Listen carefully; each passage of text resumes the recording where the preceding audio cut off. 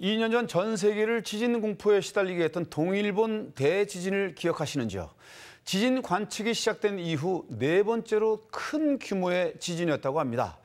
참담하다는 말로는 설명이 부족할 정도로 일본을 공포에 빠뜨린 끔찍한 재해였습니다. 지질학적 특성상 지진이 잦아서 지진 대비가 철저한 일본이었지만 예상을 벗어난 강진의 상처는 아직도 남아 있습니다. 2년이 지난 올해 지구촌 지진이 심상치 않습니다. 일명 불의 고리로 불리는 환태평양 지진대를 따라서 대형 지진이 연이어 발생하면서 지구촌이 지진 공포에 떨고 있습니다. 지진 안전지대라고 알려진 우리나라는 이 같은 지진 피해에서 자유로울 수 있을까요? 빈발하는 지진 원인과 전망, 그리고 또 지진 피해를 줄일 수 있는 방법에 대해서 알아보겠습니다. YTN 사이언스 신경은 기자 나와 있습니다. 자, 신 기자, 우선 지진이란 좀 무엇인지, 그리고 지진이 그 발생 원리를 좀 짚고 넘어가야 할 것 같은데, 지진 왜 일어나는 겁니까? 네, 지진은 지표면 밑에 존재하는 암석의 움직임 때문에 발생합니다. 지표면 밑에는 멘틀이 움직이고 있는데요. 그 위를 지각이 떠다니고 있는 형상입니다. 이 지각이 서로 다른 방향으로 이동하게 되면 특정 지역의 형태를 그대로 유지하려고 하는 힘인 응력이 생깁니다. 응력으로 발생한 에너지가 계속 쌓이다가 더 이상 견딜 수 없는 상황이 되면 지각이 뒤틀리거나 쪼개지면서 지진이 발생하는 겁니다. 네, 그렇군요. 지구 표면이 이제 유라시아판, 또 아프리카판, 태평양판 이렇게 뭐 여러 개의 판으로 나눠져 있다는 건 이제 잘 알려진 사실인데요. 이 판이 움직이는 과정에서 이제 지진이 좀 발생한다. 이렇게 보면 되겠네요. 네, 그렇습니다. 특히 대형 지진의 경우에는 대부분 판의 경계에서 일어나는 것으로 알려져 있는데요. 판이 빠른 속도로 이동하거나 판과 판이 충돌하면서 엄청난 에너지가 계속 쌓이는 곳이기 때문입니다. 이렇게 지각이 불안정해서 지진이 자주 일어나는 지역을 지진대라고 부르는데요. 태평양 주변을 따라 나타나는 환태평양 지진대, 또 알프스와 히말라야 산맥을 지나서 인도네시아를 통과하는 알프스 지진대가 대표적입니다. 네. 이제 그렇다면 지금 말씀대로 큰 규모의 지진들은 꼭 지각판의 경계에서만 일어나는 것인지 궁금한데 꼭 그게 맞습니까? 네, 꼭 지진이 판의 경계에서만 일어나는 것은 아닙니다. 꼭 그렇진 않고요. 네, 예. 네. 이 판 내부에서 작용하는 밀거나 당기는 힘 때문에 지각판 내부의 약한 안반대가 파괴되면서 지진이 발생하기도 하는데요. 때문에 전 지구상에 완벽한 지진 안전지대는 없다고 할 수 있습니다. 네, 그렇군요. 인도네시아 그 수마트라 지진과 또 동일본 대지진의 경우에는 이제 그 앞서 말씀하신 그 지진대의 영향으로 일어났다고 이제 알고 있는데요. 판과 판의 경계 지역이라서 지진이 좀 많이 일어나는 지진대가 아닌 것도 지진 위험에서 자유롭지가 이제 못하다고 하니까 뭐 도대체 안심할 수가 없고 좀 섬뜩한 기분마저 드는데 어떻습니까? 네, 그렇습니다. 이 지구상에서 일어나는 지진의 약 95%가 아까 말씀드렸던 판 경계에서 일어나고요. 예. 나머지 약 5%는 판 내부에서 발생한다고 합니다. 한마디로 빈도가 낮을 뿐이지 지진 가능성이 없는 것은 아닙니다. 그런데 최근 판 경계에서 강력한 지진이 잇따르고 있습니다. 지구촌의 지진 공포가 점점 높아지고 있는데요. 대지진의 전조인지 아니면 지나가는 현상인지 알아봤습니다. 지난 5월 태평양 가장자리를 따라 강진이 잇따라 발생했습니다. 러시아 동부 사할린에서 발생한 규모 8.2의 지진을 시작으로 미국 캘리포니아주 북동부에서 규모 5.7의 강진이 일어나 큰 피해가 났습니다. 이어 불과 이틀 뒤 남태평양 통가왕국에 규모 5.8, 남미 페루에서 규모 5.3의 지진이 발생했습니다. 발생 지역은 모두 태평양과 대륙 경계를 따라 분포해 있습니다. 불의 고리, 환태평양 지진대입니다. 환태평양 지진대는 알래스카에서 미국 서부, 남태평양, 동남아시아, 일본, 러시아 북동부까지 연결됩니다. 환태평양 지진대는 해양판인 태평양판이 유라시아판과 북미판 등 다른 대륙판의 아래로 들어가는 경계선입니다. 판이 판 아래로 들어가면서 부딪히고 마찰되는 과정에서 엄청난 에너지가 축적되고 축적된 에너지가 한꺼번에 터져나가면서 대지진이 일어나는 겁니다. 지구상에서 일어나는 지진의 약 95%가 이제 판경계부에서 발생을 합니다. 반면에 약 5%는 이제 판 내부에서 발생을 하거든요.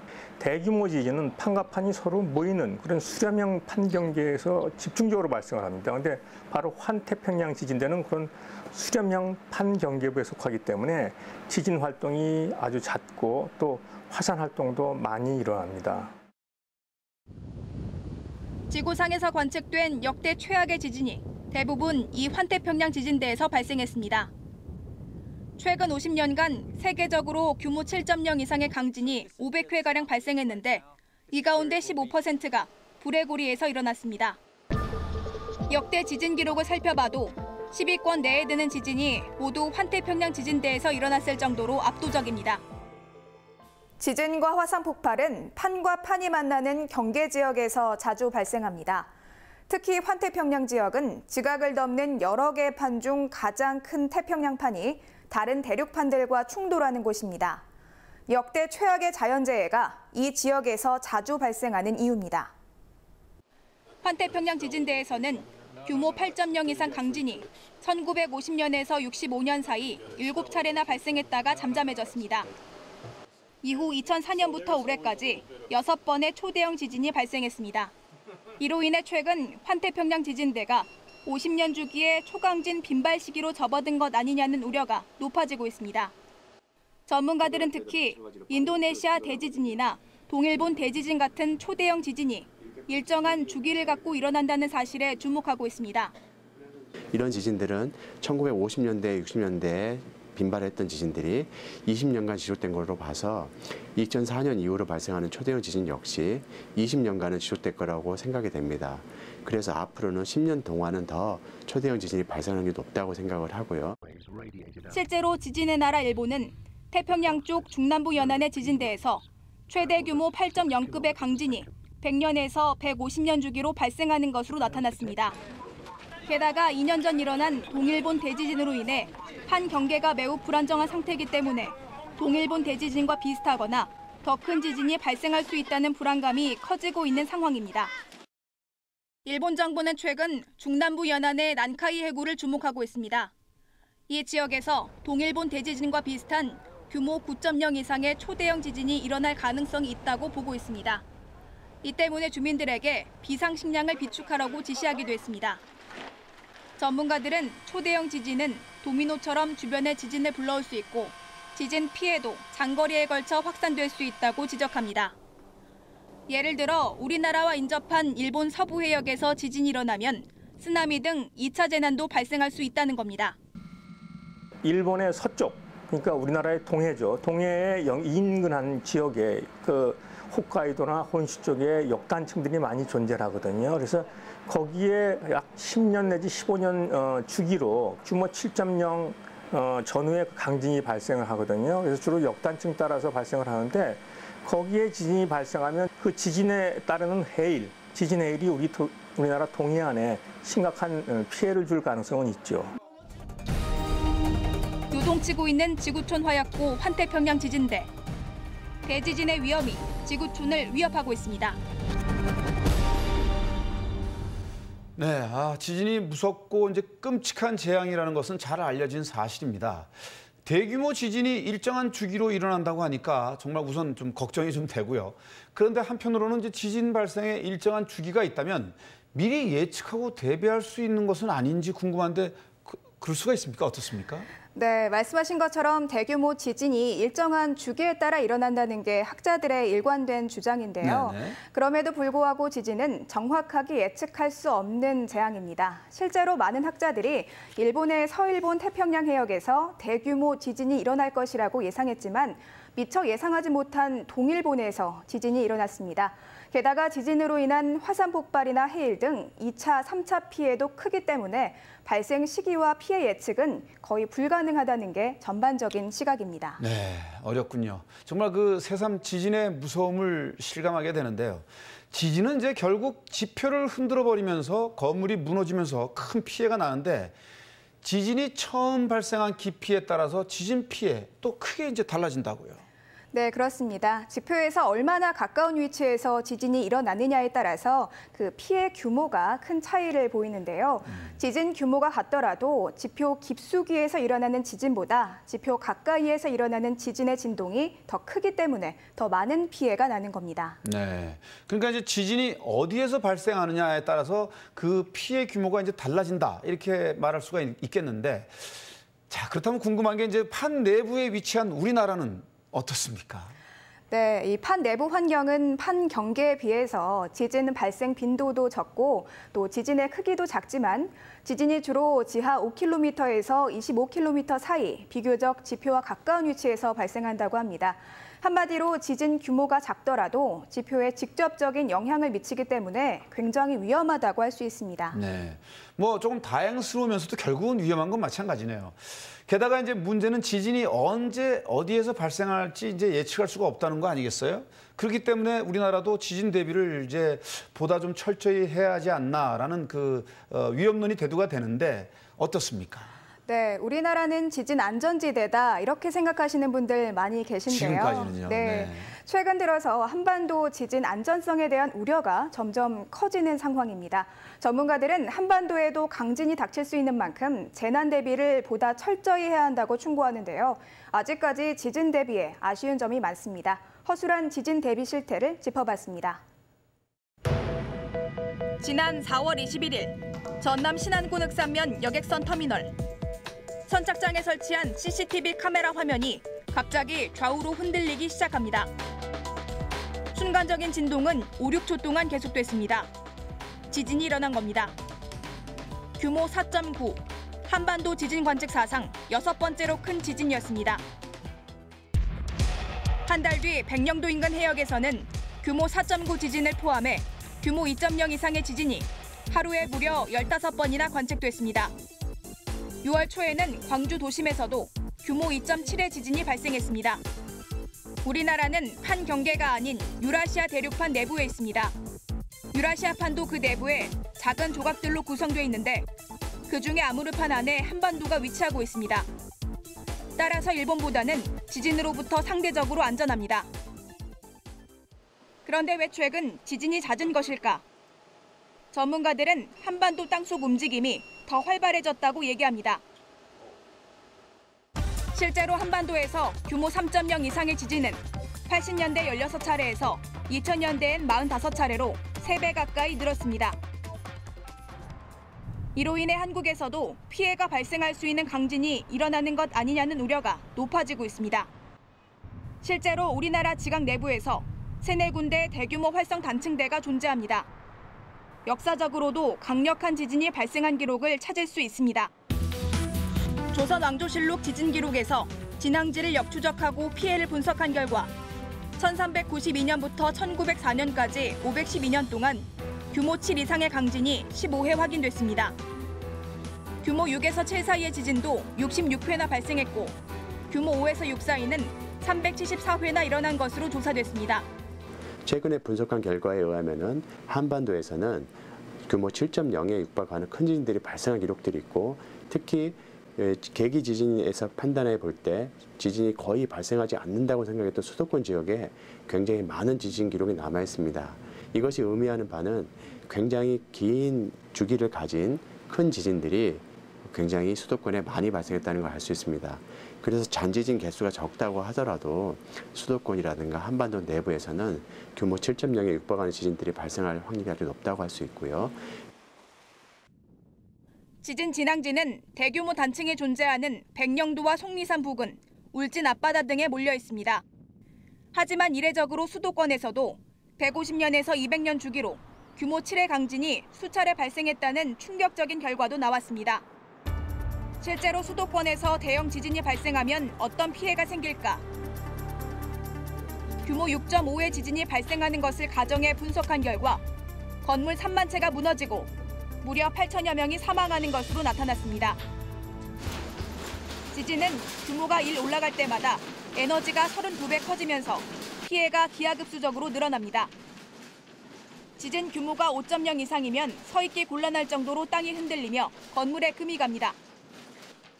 6.0 이상이면 지면이 갈라지고 7.0 이상이면 대부분의 건물과 다리가 붕괴되고 산사태가 일어납니다. 저는 지금 지진 체험관 안에 들어와 있습니다. 규모 7.0의 지진이 일어난 상황입니다. 바닥이 무섭게 흔들려 제대로 서 있기 힘들 정도입니다. 온갖 물건이 위태롭게 흔들려 머리를 다칠 위험도 있습니다. 지진은 현대 과학기술로도 예측이 불가능한 유일한 분야입니다. 따라서 피해를 줄이려면 철저한 대비가 필요하지만 우리나라는 내진 대책이 미흡하다는 게 전문가들의 의견입니다. 일본이라든가 미국 같이 항상 그 지진이 발생하는 곳에서는 지진 피해가 나기 때문에 그 지진에 대해서 항상 신경을 쓰지만 우리나라 같은 경우는 주로 피해가 건축물의 피해라고 하는 것은 홍수나 바람에 의해서 일어나기 때문에 지진에 대해서는 좀 안이하게 생각하는 그런 점이 있습니다. 내진 설계의 중요성을 보여주는 영상입니다. 지진이 일어난 상황을 가정해 내진 성능이 낮은 콘크리트 기둥을 심하게 흔들자 이내 금이 가고 결국 심하게 부서져 버립니다.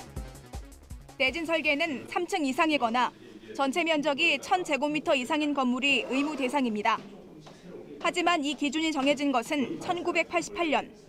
그 이전에 지어진 시설물은 내진 설계가 거의 안 돼 있어 지진이 발생하면 속수무책입니다. 거기에 내진 설계 확인서를 허위로 작성하는 사례도 있는 등 현행 건축법도 제대로 지켜지지 않고 있습니다.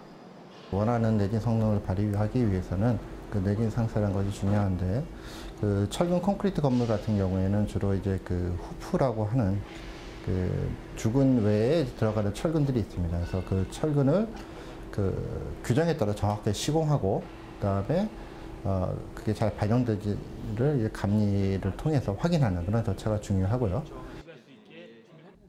지진에 취약한 것은 노후 건물뿐만이 아닙니다. 이웃나라 일본에서 일어난 최악의 원전 사고에서 보듯 원전은 사고가 날 경우 재앙 수준입니다. 동일본 대지진 이후 국내 원전에 대한 불안감이 커지자 정부는 원전 내진과 쓰나미 대비 설비 개선에 돌입했습니다.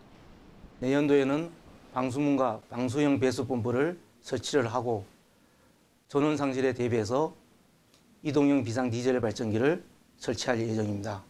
2015년까지는 56개의 개선 대책을 모두 완료할 예정입니다. 정부는 국내 원전의 안전성에 대해 우려할 필요가 없다고 주장합니다. 우리나라의 최대 잠재 지진 규모인 5.2의 안전 여유도를 더해 규모 6.5의 지진에도 안전하도록 지어졌기 때문이라는 겁니다. 부지 주변의 단층 같은 지질 구조와 과거에 발생했던 지진 등을 분석하여 부지에 영향을 미칠 수 있는 최대 지진값을 계산하고 여기에 안전 여유를 더하여 내진 설계 기준을 결정합니다.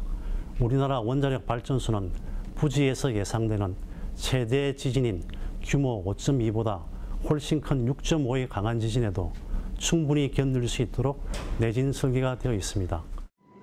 하지만 과거 기록에만 의존해 내진 설계 기준을 정한다는 것 자체가 위험한 발상이라는 목소리도 있습니다. 원전의 내진 설계 기준은 안전과 직결되므로 최대한 보수적으로 정해야 한다는 겁니다. 과거에 수백 년 전에 지진 기록을 보면은 규모 7.0 이상의 지진도 몇 차례 일어났었습니다. 그럼 우리나라에서 분명히 규모 6.5를 능가하는 지진이 발생할 수 있다는 거죠. 그렇기 때문에 일본보다 낮은 내진 설계를 가지고 원전 안전성을 보장하는 것은 저는 맞지 않다고 생각을 하고요. 전문가들은 무엇보다 지진 규모를 정해놓고 그 기준에 맞추는 현행 내진 설계는 근본적으로 잘못된 방법이라고 지적합니다. 지진에 의해 집안이 흔들리는 가속도의 값을 의미하는 최대 집안 가속도와 원전의 집안 조건 등 다양한 과학적 분석을 토대로 원전 내진 설계 기준을 정해야 한다는 겁니다. 더 나아가서 이 내진 설계라는 게 최대 집안 가속도를 이용을 하는 거지 규모를 이용하는 게 아닙니다. 최대 집안 가속도를 얼마나 했냐에 따라서 규모를 환산하면 환산식이 다른데요. 일본과 우리나라가 같은 6.5를 견딘다고 하더라도 실제로 최대 집안 가속도는 그 절반밖에 되지 않는다거나 굉장히 약한 수준이 지금 우리나라 수준입니다. 실제로 상하, 가로, 세로, 좌우 흔들림을 종합적으로 표현한 중력 가속도 단위를 기준으로 비교하면 일본 원전은 1000갈인 반면 국내는 250갈로 일본의 4분의 1 수준에 불과합니다. 한반도는 지진 안전지대가 아닌 것은 분명하며 규모 7의 강진이 바로 내일 수도권을 강타할 수도 있습니다. 지진에 대한 안이한 인식과 안전 불감증이 돌이킬 수 없는 참사를 불러일으킬 수 있다는 얘기입니다. 이웃나라 일본의 사례를 타산지석으로 삼아야 한다는 목소리에 귀를 기울여야 합니다. 네. 정말 지금까지 우리나라는 이제 큰 지진이 없었기 때문에 우리나라는 뭐 지진 안전지대다 이렇게 생각을 했었는데 화면을 보니까 큰 오산이네요. 네, 그렇습니다. 지각의 구조는 크게 바뀌지 않기 때문에 아주 먼 옛날에 큰 지진이 일어났다면 앞으로도 그와 비슷한 규모의 지진이 일어날 수 있다고 합니다. 또 최근에는 지진이 잇따라 일어나고 있는 만큼 우리나라도 결코 지진 위험에서 자유로울 수 없다고 할 수 있습니다. 네, 확실히 그렇다라는 생각이 듭니다. 사실 지진이 많이 일어나는 일본과 이제 뭐 가깝고요. 또 대규모 지진으로 인해서 백두산이 폭발할 수 있다는 우려 서서히 나오고 있지 않습니까?